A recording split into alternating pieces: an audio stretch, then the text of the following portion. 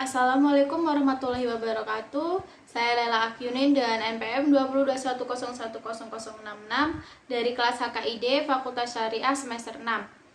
Di sini saya akan menjelaskan tentang bangunan hukum Islam di Indonesia. Divine Law dan Man-Made Law sebagai teori hukum Islam dikategorikan sebagai Divine Law karena aturan-aturan yang ada di dalamnya dibuat langsung oleh Tuhan untuk mengatur kehidupan manusia di dunia. Bila kita perhatikan, pengertian di atas betul-betul menempatkan hukum Islam sebagai entitas yang murni bersifat top down dan melepaskan aspek-aspek historis sosiologisnya. Sebagaimana yang dapat kita pahami pula dari kutipan di bawah ini, konsep hukum menurut usul fikih pada dasarnya terletak di atas pandangan bahwa hukum itu bersifat keagamaan. Sejak periode paling awal sejarah Islam, hukum telah dipandang sebagai keluar dan merupakan bagian dari syariah. Adapun syariah sebagaimana telah dijelaskan adalah pola tingkah laku manusia yang diatur oleh Allah Subhanahu wa taala.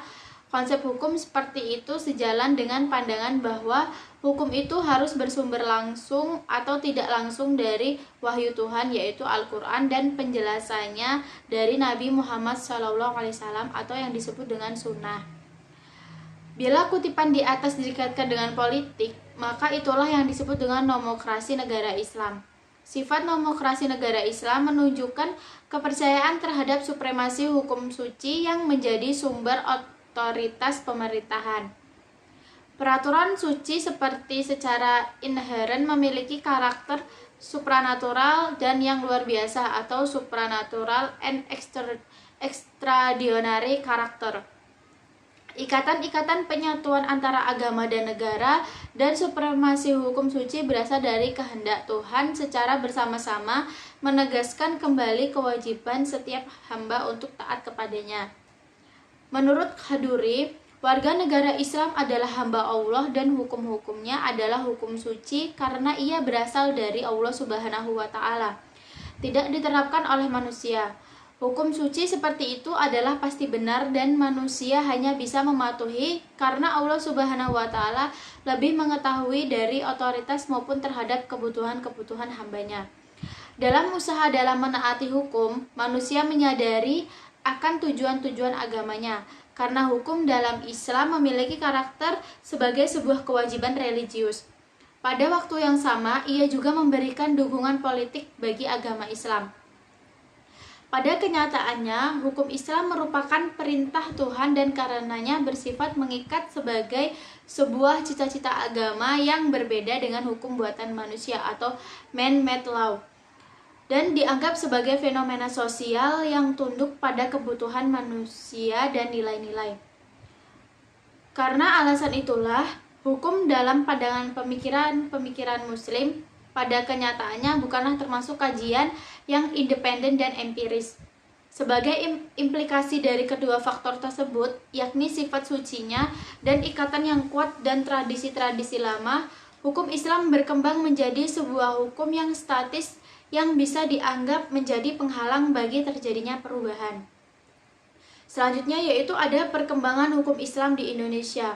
Pada bagian ini akan mendiskusikan relevansi epistemologi hukum Islam Indonesia dengan pembangunan hukum Islam Indonesia dengan pembangunan nasional. Namun,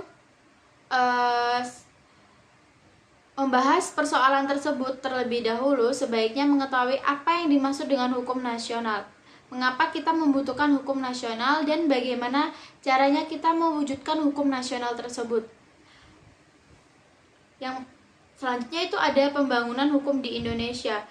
Dalam rangka membangun sistem hukum nasional, pemerintahan menerapkan kebijakan untuk memanfaatkan 3 sistem yang eksis, yaitu living law di Indonesia, yaitu sistem hukum adat, Islam, dan Barat Belanda sebagai bahan bakunya.